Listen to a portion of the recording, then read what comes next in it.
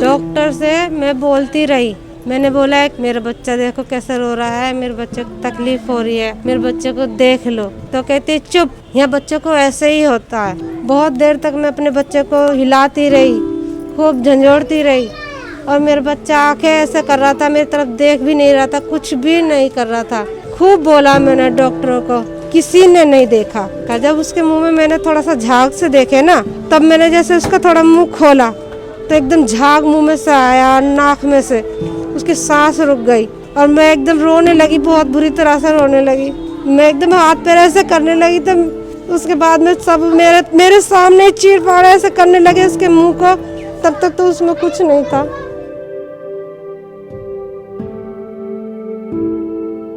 Glucose थोड़ा सा चढ़ा रखा था, उसके बाद में उसका गला सूखता रहा। सुबह से शाम हो गई, 12 बजे से 6 बजे तक बच्चे का ये लगा लो कुछ भी नहीं करा उन्होंने। बच्चे माँ बाप कुछ उम्मीद लेकर जाते हैं हॉस्पिटल में, पैसे होते तो उसमें चले जाते, प्राइवेट हॉस्पिटल में पैसे नहीं थे तभी तो गए।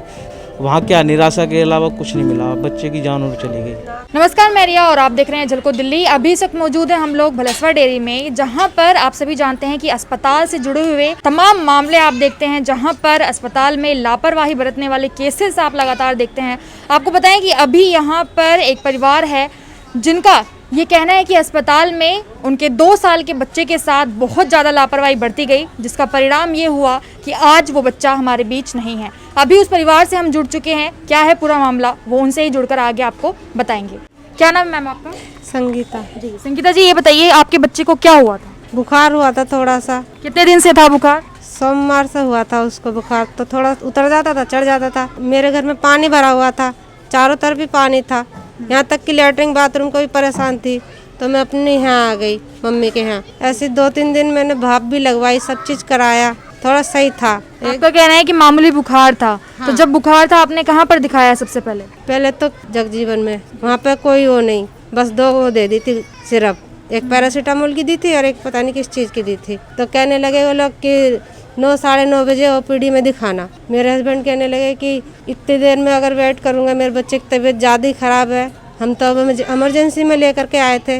तो दिल्ली ग्लोबल हॉस्पिटल पड़ता है समयपुर के अंदर, वहाँ गया तो वहाँ जाने के बाद उन्होंने खर्चा वर्चा बताया अपना। ये तो हमारा 24 घंटे का चार्ज है 4000 रुपये। बाकी अदरवाइज अगर कोई और भी सुविधा चाहिए होगी तो उसका चार्ज अलग मिलेगा। तो मैंने कोई ठीक हो जाए, बोला भाई इसका कुछ कहा नहीं जा सकता, आप या तो एक काम करो फिर अम्बेडकर चले जाओ। तो उनके कहने पे मैं अम्बेडकर चला गया। उन्होंने कहा कि अम्बेडकर में इलाज अच्छा मिलेगा, अगर आपको दवाइयाँ या फिर इलाज महंगा लगता है तो आप यहाँ पर चले जाएं। हाँ, तो अम्बेडकर में चला गया जी।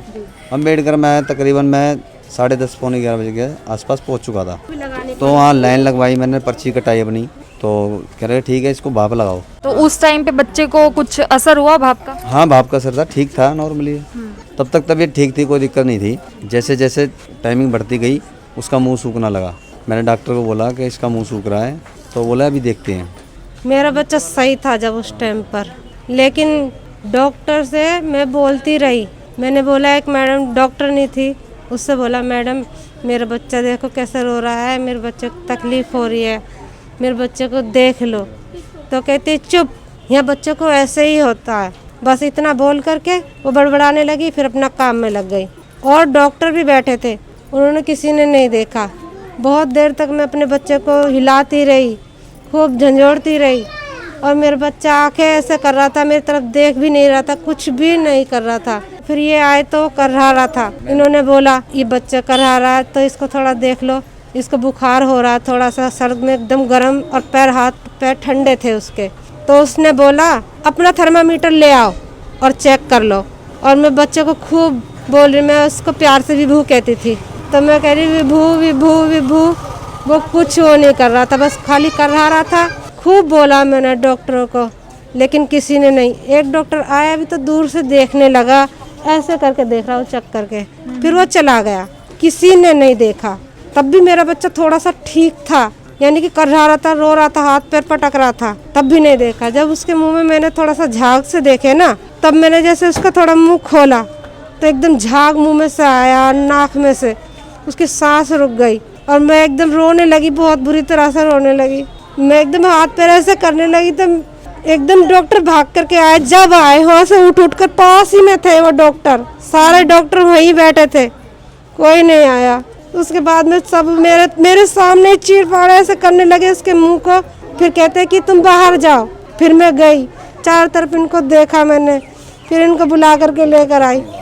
तब तक तो उसमें कुछ नहीं था। आपके आने के बाद नहीं था? कुछ नहीं था उसमें, सांस तक भी कुछ भी नहीं था। उसके बाद डॉक्टर ने कुछ कहा आपसे? डॉक्टर ने क्या कहा? डॉक्टर ने कहा कि एक टेस्ट कराएंगे हम, ईसीजी कराएंगे, उसमें दिखाता है। जब तक तो निकल चुका था वो। मैंने क्या ईसीजी कराओगे आप? इससे पहले तो आपने देखा नहीं, आप क्या कराओगे? जब सांस भी नहीं आ रही थी तब क्यों डॉक्टर ने ऐसा कहा कि अब चेकअप कराना है? ये पता नहीं, ये तो डॉक्टर समझ सकते हैं। वो पंप मारने लगे, पंप में भी जब तक पंप मारोगे जब तक तो सांस दिखता था, उसमें पेट फूलता था। एक पंप मारता था, पेट फूलता था। तो उसके बाद जब मैंने हाथ पैर पकड़े तो मुझे लगा कि इसके अंदर कुछ नहीं है, और फिर बोलते हैं कि एक ईसीजी चेकअप कराना है, उसमें दिख जाएगा। तो उसमें क्या दिखेगा? जब तक तो निकल चुका था वो। जैसे चेक करने आते डॉक्टर, देखने आते मिनट पे या थोड़ी देर पे, ठीक है या कैसा है कैसा नहीं, पूछते तो सही। कितने डॉक्टर थे वहाँ? होंगे 4-5 होंगे डॉक्टर।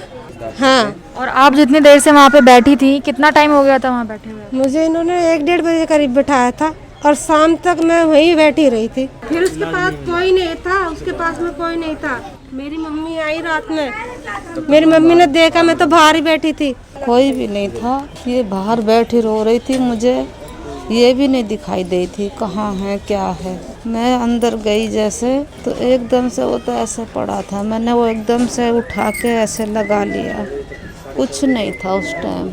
छोटे वाले भाई का मेरा फ़ोन आया, घर पे मैं था। वहाँ से मैं फिर मेडिकल हॉस्पिटल गया।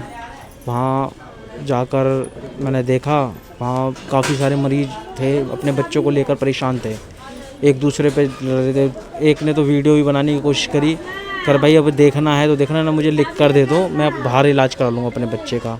तो उन्होंने कि ऐसा ना ज़्यादा वो मत करो, नहीं तो 100 नंबर पे फ़ोन करूँगा तो तुम्हारे ऊपर ही केस दर्ज हो जाएगा। डॉक्टर ने उनको धमकी दी। बच्चे को लेकर मरीज वहाँ परेशान हो रहे पेरेंट्स। मैं गया वहाँ पर, जैसे तैसे भाग भूग के फ़ोटो कापी करा के लाया, एडमिट कराया।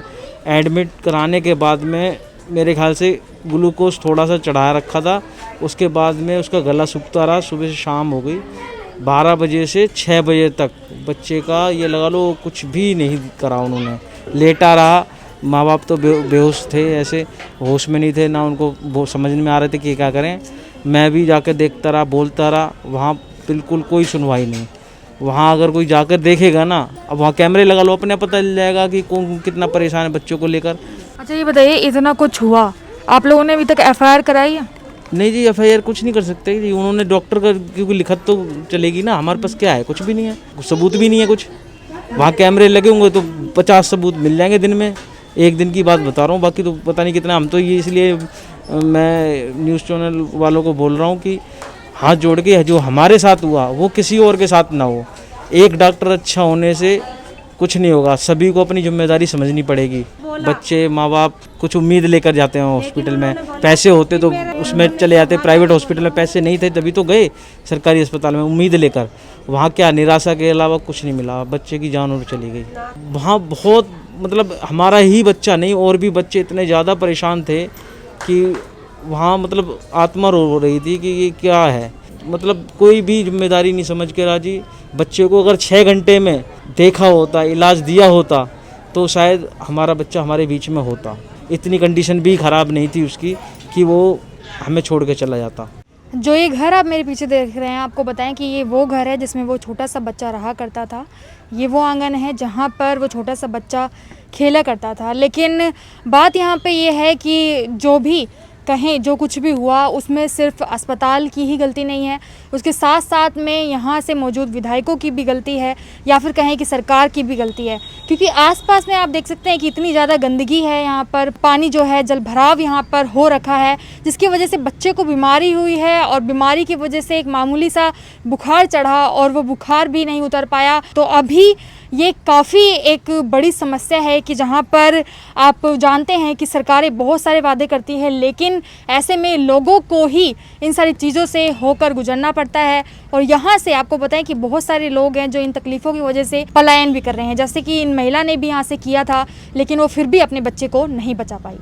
पानी में घुस के ही जाना पड़ता है, ना कोई रास्ता है। और ये देखो यहाँ ये रास्ता है जाने के लिए। ये पानी जो भरा है गंदे नाले का, यहाँ मच्छर वगैरह डेंगू मच्छर ये वो होंगे। इसके साथ में स्कूल भी है सरकारी।